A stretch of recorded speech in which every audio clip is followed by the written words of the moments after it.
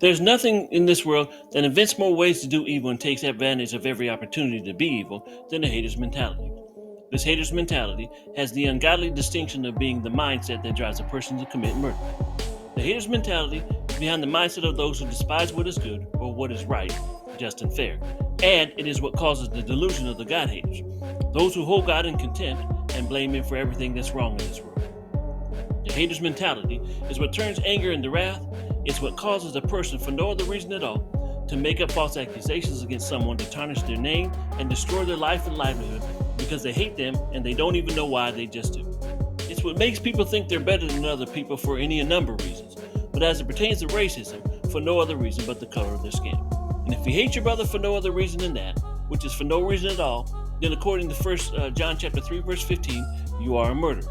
Now, the Bible teaches that this ungodly phenomenon has one source, which is evil, but two separate and distinct dispositions.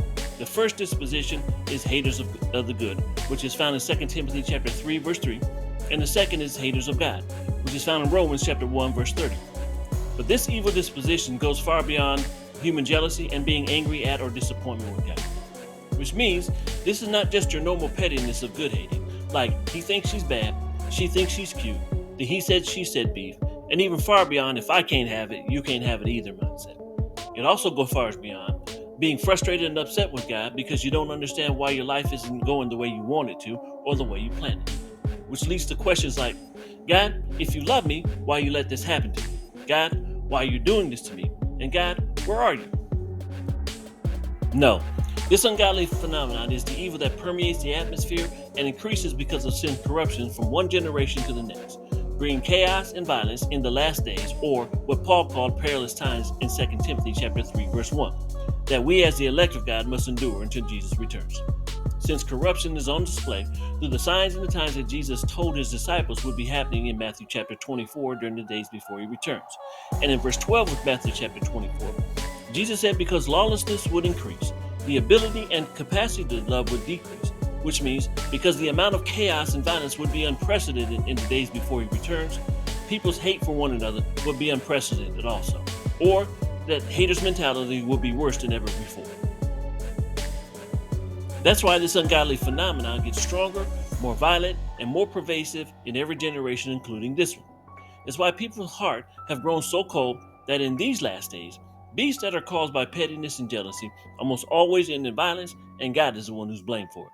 But it is also why man's rebellion against God has moved from the candlelit shrines and ceremonies that take place in the dark or behind closed doors to the public display of idolatry. Today, people openly worship men and women that they adore and want to be like. People that they have made their God, people who claim to be a God or claim to be God himself, which is exactly what is happening not just in the church today, but in every facet of society.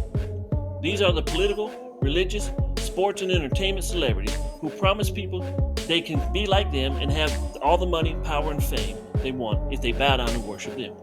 The devil tempted Jesus with that same offer in Matthew chapter 4, verses 1 through 11, and Luke chapter 4, verses 1 through 13. But Jesus resisted the devil and told him in verse 10, "Get out of my face. It is written, you must worship the Lord your God, and he alone you must serve." However, in these last days, mankind shows contempt for God by number 1, rebelling and leaving the faith. That's in 2 Thessalonians chapter 2, verse 3. Number 2, by denying that Jesus is the Son of God. That's in 1 John chapter 2, verses 22 and 23. Number 3, by denying that God raised him from the dead. That's in 1 Corinthians chapter 15. And number 4, by blaming God for all the problems in the world. But as it pertains to the church, by believing in a gospel that Jesus and the apostles did not preach. That's in Galatians chapter 1, verse 6. And this is why in word and deed they worship everything else in the world, but the God who created the world and all that is in it. That's in Romans chapter 1, verses 18 through 31. Now, whether you know it or not, these false gospels that Paul in Galatians chapter 1, verses 6 through 9 refers to as another gospel or a different gospel than he and the other apostles had preached, and also warned God's elect not to receive even if they or an angel preached them, are driven by this hater's mentality. We know they are driven by this ungodly phenomenon because verse 7 says, those who preach another gospel want to both confuse the elect of God and pervert the gospel of Christ. That's why it is so important for us as the elect of God to read and study his word so that you won't be deceived and you are prepared for persecution in any form, because perilous times are here and the intensity of haters' mentality has gotten so violent that violence is the first resort, and it's going to get worse. Now, that doesn't just mean that a hater is going to hate. It goes far beyond that. More than anything else, it means that the devil, who is the source of evil behind this ungodly phenomenon, is looking for the opportunity to deceive God's elect and make you lose your faith in the salvation God provided, make you hate the good, and make you hate God, so that, like the devil, you too can suffer from God's wrath for all eternity. That's why Philippians chapter 2, verses 12 and 13 says, work out your own salvation with fear and trembling. That's why 2 Timothy chapter 2, verse 15 says, study to show yourself approved unto God.